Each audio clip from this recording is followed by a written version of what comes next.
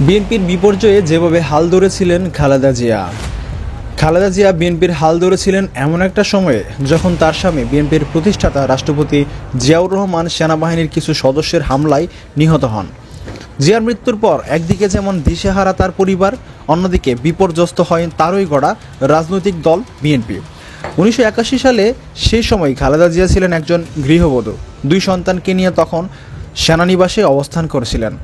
কে ধরবে বিএনপির হাল, এমন প্রশ্নে খোদ দলের মধ্যে দুইটি বাঁক তৈরি হয়।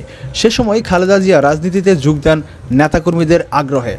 1982 সালে দলের প্রাথমিক সদস্য হওয়ার পর 1 বছরের মাথায় ভারপ্রাপ্ত চেয়ারম্যান হন খালেদা জিয়া। 1984 সালে নির্বাচিত হন দলীয় চেয়ারপারসন। সেই থেকে 4 দশকের বেশি সময় ধরে তিনি বিএনপিকে নেতৃত্ব দিয়েছেন।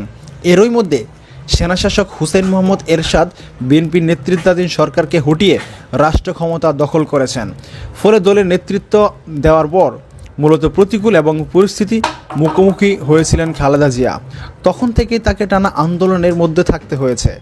আন্দোলন সংগ্রামে নেমে বহুবার জেল বা নির্যাতনেরও শিকার হয়েছেন তিনি।